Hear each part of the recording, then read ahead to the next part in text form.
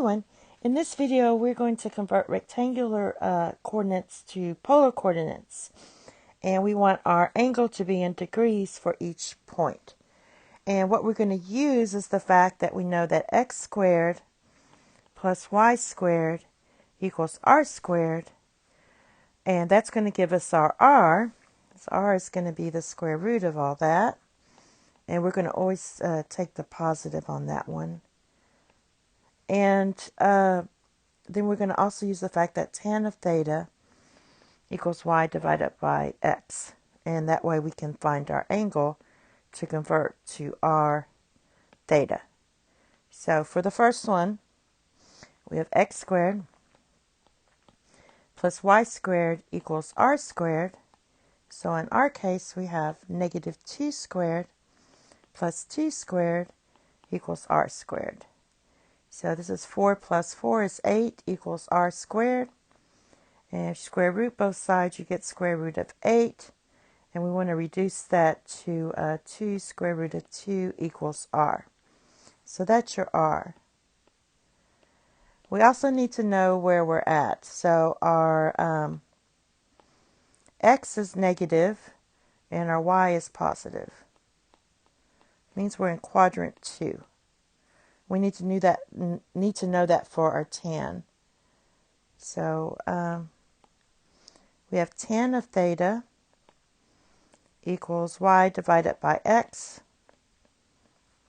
which is 2 divided by negative 2, which is negative 1. So we know tan of theta equals negative 1. And we know that tan is negative in quadrants 2 and 4. But we're in quadrant 2. So that is where our angle is going to be 135 degrees. All right, it's right there. All right, next one, we'll start going a little faster on these. So to get our r, we just take square root of 2 squared plus negative square root of 2 squared. No, we're doing this one, sorry. We're doing this one, 5. All right, so basically this is 5 squared plus 0 squared equals r squared. So r is just going to be square root of 25, which is 5. And look where we're at. We're at, for this point, 5 comma 0 is right there. So that's the point there.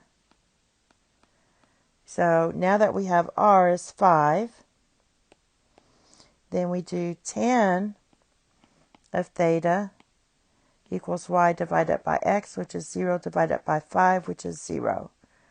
So tan of theta equals 0 right here at 0 degrees.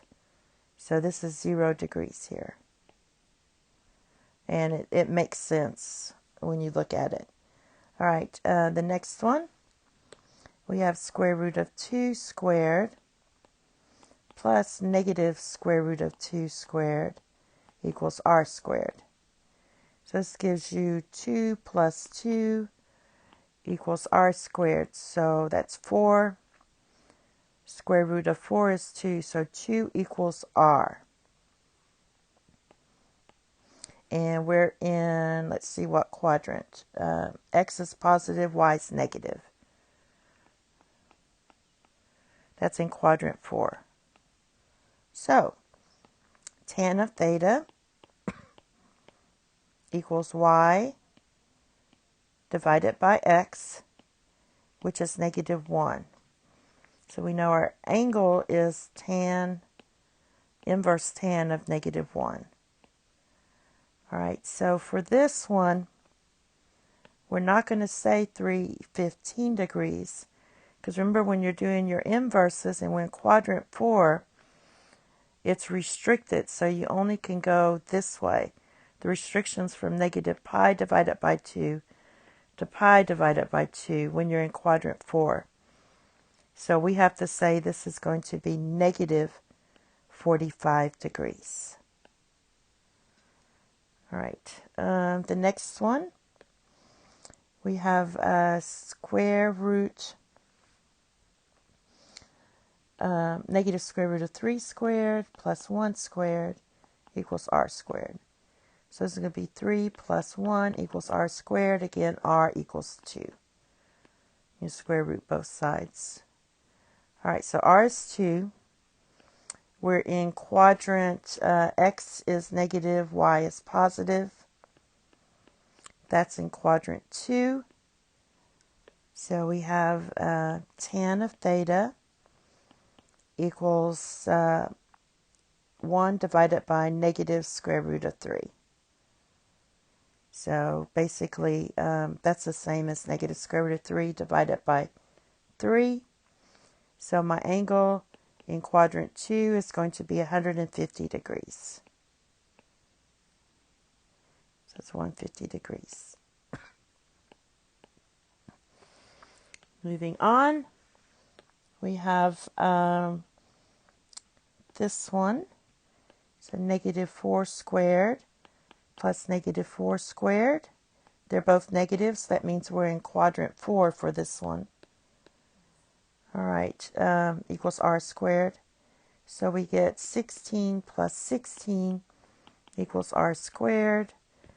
Square root of 32 equals r squared. So we can write this as 16 times 2 equals r squared. And that's going to be 4 square root of 2 equals r. So r is 4 square root of 2. And then you have tan of theta equals 1. So it's negative 4 divided by negative 4 equals 1. So in quadrant 4, let's see. And so basically I made a mistake here. This is, you probably caught this, quadrant 3.